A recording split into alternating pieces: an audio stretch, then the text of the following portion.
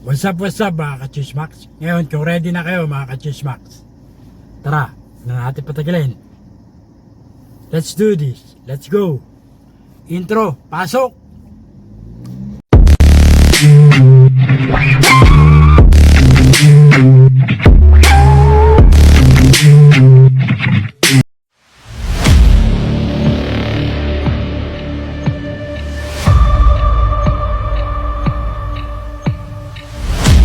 Damay-damay na ito ayan ang paglalarawan ng publiko nang maibalita ni OJ Diaz na may warrant of arrest din si Senator Manny Pacquiao. Nagbigay linaw si OJ Diaz sa panibagong update nito sa kaso ni Nery Naig Miranda kung saan ipinaabot ng kanyang source na ultimo sila Senator Manny Pacquiao at kasama si Rufa May Quinto ay may mga warrant of arrest din na mukhang babulaga na lang sa kanilang tahanan. Ambassador pala si Manny Pacquiao ng Dermacare na iniindorso din pala ng People Champ. Nakalagay sa Tom Mark na franchise ambassador si Senator Manny at endorser naman si Rufa May Quinto ng naturang kumpanya na Dermacare. Matapos ang pag-expose ni Chito Miranda sa kumpanya na ito ay naging malinaw na endorser din pala sila Senator Manny Pacman at Rufa May Quinto. Ayon sa balita ay may warrant of arrest si Senator Manny at Rufa May na bubulagain na lang ito ng pulisya. Sa case ni Manny Pacquiao ay mukhang kayang-kaya nitong maabswelto dito dahil madaming pera ito. Mamaniin lang raw ito ni Manny kung sakaling kinasuhan ng senador.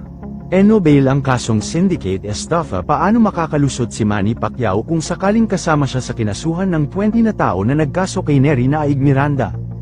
Mukhang talagang bigating tao ang nabangga ng Dermacare na kumpanya kaya damay-damay na ang mga nasa loob at nag-endorso ng kumpanya na ito.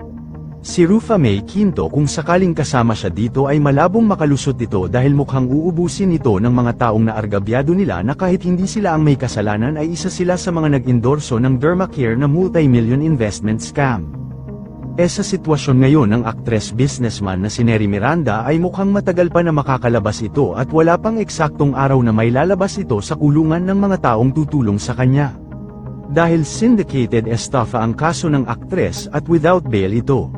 Ngunit madaming naniniwala na inosente si Nery sa kinakaharap na kaso nito na sana raw ay lumabas ang totoong hustisya sa mga taong nasangkot sa kontrobersyang ito. Kasama si Nery Naig Miranda at suspect speculation naman si Senator Manny Pacquiao at ang komedya na si Rufa May Quinto. Kung damay sila ay dapat na raw nila itong linawin hanggat maaga pa. Yun lamang po. Ano ang masasabi mo sa balitang ito? Comment mo sa ibaba. Huwag ka Ayan napanood nyo may warrant of arrest na rin daw si Manny Pacquiao at saka si Rufa May Quinto kasi dahilan na endorser din sila ng Dermacare Eto, reaction ko dito ay hintayin natin Actually, wala pang payag sila Senator Manny dito at saka si Rufa May Quinto regarding sa Dermacare endorsing na endorser din sila aside from Nery Naig. So dito natin makikita mga ka-Chismax na ito mag-iaral sa pag-i-endorso ng mga produkto, make sure na legit nakarehistro sa LGU, sa SEX, so lahat ng mga permits requirements are submitted from the local government, of course sa Security Exchange Commission. Makikita natin dito kasi nga investment. Siyempre, kailangan legal, Make sure na ganoon. Kung papasukin nyo ang mga pag-i-invest, make sure legal, Mag-i-aral sa atin to mga ka-Chismax, Mga boss. Kasi nga, ito na may mga showbiz personality, nakikita nyo, Even Manny Pacquiao, Rufa May Quinto, I'm sure marami pa yan, Dermacare, na mga showbiz personality, aside from them, maglalabasan yan. Therefore, hindi lang si Nery Naig ang nag-i-endorse na ito, So,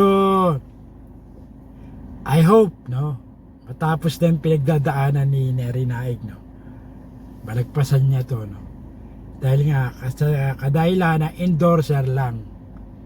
Therefore, yung Dermacare, yung may-ari mismo, actually,